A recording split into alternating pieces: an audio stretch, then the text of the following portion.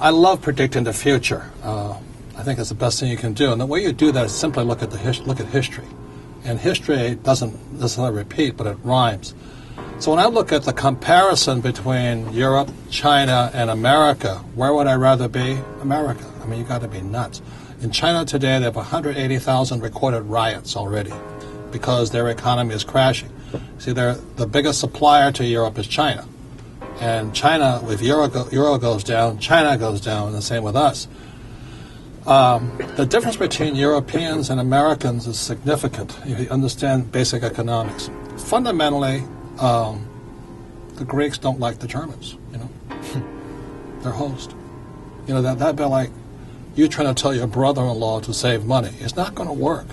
If you have a brother-in-law who's on the couch drinking all day long, partying, having a good time, he's got the babes and this and all that, and you tell him, hey, you better go to work because what?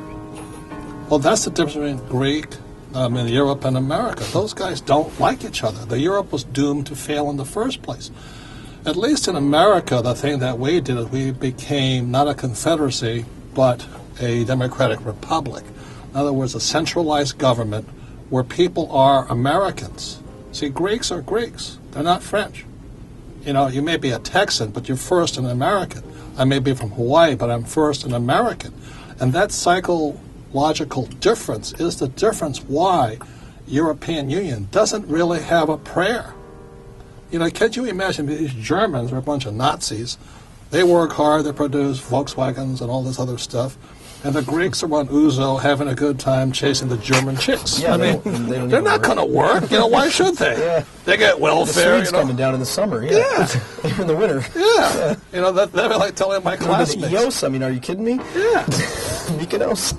So I don't blame the Greeks. I'd have a good time out there, but you know what I mean?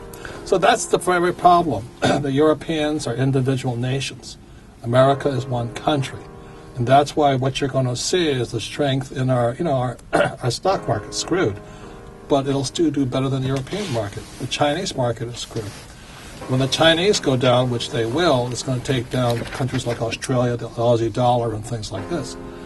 So years ago, I was on, a couple of years ago, I was on CNBC, and they were talking about emerging markets. And they asked me this question, which emerging market are you investing in? And I said, Texas. I said, why would I go outside of the country?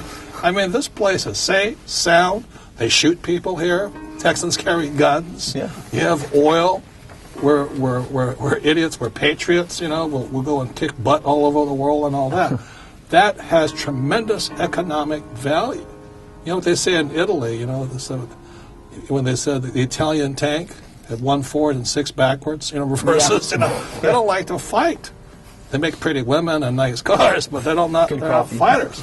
So when you look at the demographics of the world right now, the United States is in fairly good shape. We're in trouble because of socialism, Social Security, and Medicare. And those are structural problems that we will be facing in 5 years. But they'll still need a house. They'll still be burning oil. They'll still be eating McDonald's.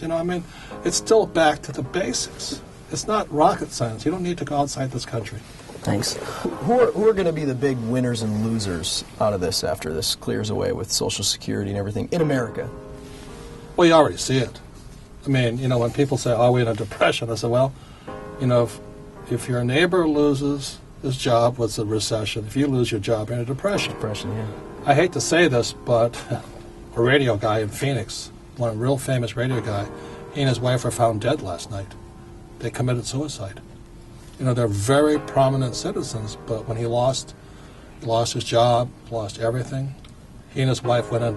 Thank God they went to a hotel room to blow their brains out. That's horrible. It really depresses real estate value if you kill yourself in your house. You have to disclose it. It's just terrible. It's terrible. But that's how terrifying this economy is. This is survival today. He's a good guy. He's a great friend of mine. His wife, they're prominent in Phoenix charities and all this. But when somebody loses their job, loses their home, and the next stop is a street, that is absolutely the most depressing thing. I don't know what you could call it. And the lucky thing for me was when I came back from Vietnam in 1973, and I found my dad. I was about 26, and he was in his 50s. He was unemployed. one of the biggest wake-up calls in my life. I sat there looking at him going, holy mackerel. I don't know about for women, but for a man, when they loses his job, they lose everything. Now, if there's no social, with this whole program started, if there is no Social Security and there is no Medicare, what are you going to do? And do it today. Don't wait till tomorrow. Don't wait 5 years. Do it today. One last thing. I guess we have time for one more question. You always say that, I've heard before, is savers or losers. And we quoted Susie Orman before, which is hysterical to me. That sounds like my mom on the phone every day. Save, save, save. In other words, that person has the most, the person that has the most dollars loses. Can you elaborate on that? Well, I'm not criticizing Susie or Dave Ramsey and those guys, because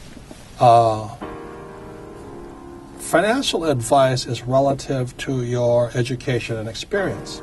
There was a time, when Susie Orman's advice was good advice. When this woman calls up today, she says, "Hi, Susie, I don't have a job. Can I buy a German Shepherd?" It's entertaining. It's entertaining. I can't help it when it's on. Denied! Stuff like this.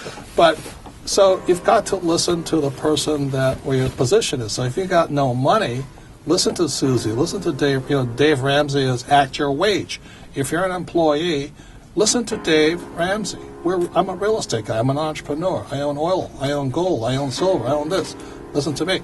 So the point here is this: savers or losers, exactly the way Ron Paul says we got to get rid of the Fed. They are printing too much money. Why would you save money if they can print money? Robert, I wish we had another hour with you. I hope everybody learned something from today's show. Thank you again. Welcome to Texas. Robert Kiyosaki, thenewwest.com. Check it out. That's a wrap. Thank you, sir. All right. Thank you. It's fun. Thank you guys are fun. Very much. Appreciate it. Yeah.